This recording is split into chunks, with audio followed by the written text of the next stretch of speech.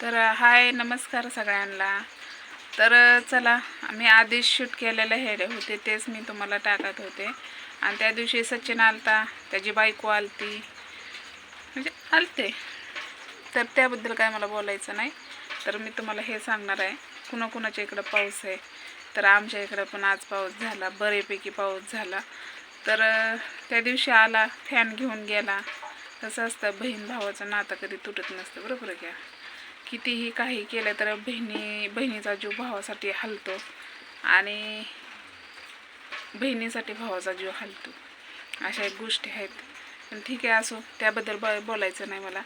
आणि हा सगळ्यात एक महत्त्वाचा तुम्हाला एक खुश खबर की त्या पनवेलच्या ताईंना आपल्याला 5,000 रुपये पाठवलेलं। तर ते एक बिझनेस करण्यासाठी पाठवले। तर त्याचं मी काय करणार आहे तुम्हाला सांगते। तर पनवेलच्या ताईंचं असं म्हणणं आहे की त्याचं म्हणजे स्टेशनरी टाका किंवा जे म्हणजे तुम्हाला आवडतं, जे म्हणजे गावात जे खपल त्या गोष्टी करा म्हणून। त्यासाठी मग मी म्हणलं की ताई म्हणलं सुकट बोंबीलच टाकावा। पण सुकट बोंबलाचा धंदा आत्ता टाकायचा म्हणलं तर काय होईल, पालखी महागारी जाऊस तर कोणीही घेणार नाही। म्हणजे गावाकडे रिवाज असतात, म्हणजे पालखी म्हणजे दिंडी महागारी फिरली की मग खपणार ती, म्हणजे मला असं वाटतं। कारण वशात कोण खात नाही। आणि आले देवांच्या जत्रा, मस्त देवाची जत्रा म्हणजे मर्याय लक्ष्मी आईची यात्रा असते, ते तुम्हाला सगळ्यांना माहिती असेल। तसंच आमच्या इकडं पण असते। आणि तुम्हाला तर माहिती आहे, देवधर्म आपल्या इथं तर आहेत, त्यामुळं आपण पालन जास्त करतो। आपण पालन करतो म्हणून बाकीचे सगळे पालन करत असतात। मला हे सांगायचं आहे की ते ताईंनं जे 5,000 रुपये मला पाठवल्यात, तर त्याचं मी सुकाट, बोंबील आणि झिंगा असे 3 वस्तू आणणार आहे। आणि फ्रेश माल आणणार आहे।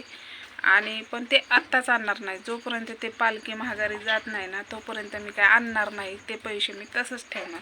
कारण ज्या गोष्टीसाठी आपल्याला त्यांनी म्हणजे एक बिझनेस करण्यासाठी त्यांनी पैसे आपल्याला दिले, तर आपण ते खर्च करणं चुकीचं आहे, बरोबर आहे। आणि तसंच पनवेलच्या ताईंचं भरपूर आपल्याला खर्च असतो, काय नसलं असलं सगळ्या गोष्टी ते पुरवतात। म्हणून माझी लाडाची बहीण तीच आहे, कारण त्यांचीच काळजी। तुम्ही म्हणता टिपी टिपी कशाचं वाचतंय, टिपी टिपी ह्या भांडे ठेवले, ते दिसलं का, भांडे ठेवले ती गळतंय त्याच्यात, कारण पाऊस झाला बऱ्यापैकी। आणि म्हणूनच मी म्हणलं चला एक हेड्या शूट करावा। तर हे मला तुम्हाला सांगायचं होतं की मी ज्या गोष्टी करते ती मनावर घेते। पण कसं आहे, कोणी आमच्या गावात म्हणते तू ठेसनरी टाक, कुणी म्हणते सुकाट बोंबीला म्हणजे ठेकर। कसं आहे, आपल्याला सगळंच करू वाटतं, पण त्यासाठी पैसा महत्त्वाचा आहे, बरोबर आहे का नाही? तर तसं त्या ताईंचं म्हणणं आहे की ताई तुम्हाला तिथं किराणा दुकानं म्हणजे आहे का, टाकलं तर जमल का, म्हणजे अशा गोष्टी त्या ताईंचे विचार बघा किती भारी आहेत।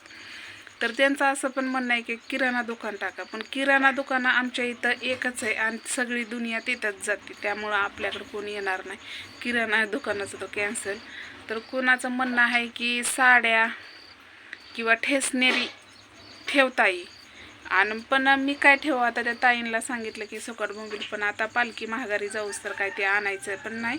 आणि पालखी एकदा ना गेली की मग माणसं वशात खातात, मग तोपर्यंत घरात आणून मुंग्या ही लागणार, हे खराब होणार, मग नको म्हटलं। जेव्हा पालखी महागारी फिरवून तेव्हाच मी आणीन।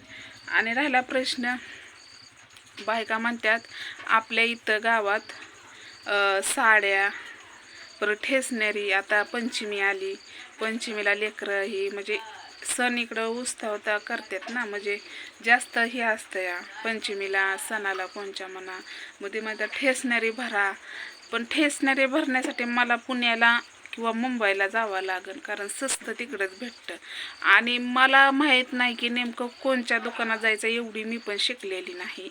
त्यामुळं मला पण वाटतं एका जीवाने की ठेसनेरी टाकावा, कारण घरात बसून आपण ते विकू शकतोय। आणि तसं सुकाट बोंबील पण आपण घरात बसून विकू शकतोय।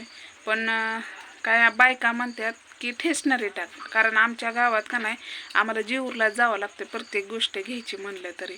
ठेसणारी सामान म्हणजे बायकांना जे लागतं ते आता तुम्ही समजू शकताय काय काय लागतंय. आमच्या गावात नाही, पण ते म्हणतात तुम्ही ठेसणारी भरा कारण ते खपल जास्त. पण मला असं वाटतं की ठेसणारी टाकू का सुकट बोंबील टाकू तेच काय कळलं नाही.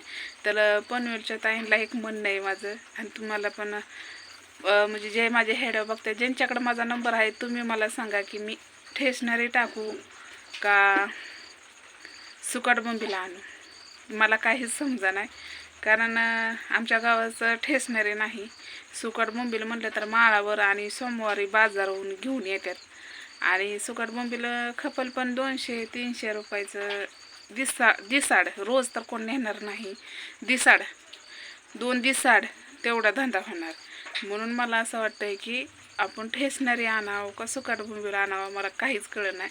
तर माझं तुम्हाला हे आहे सांगणं की ज्यांच्याकडं माझा नंबर आहे त्यांनी मला फोन करून सांगा की मी ठेसणारी टाकू.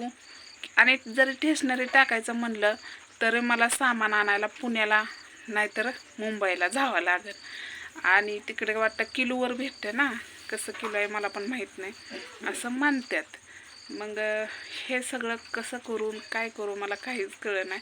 आणि आता सध्याला तर आकाड निघलाय आणि पालखी माघारी जाऊस तर आमच्या इथं वशात खात नाही, म्हणून मी काय माल भरला नाही.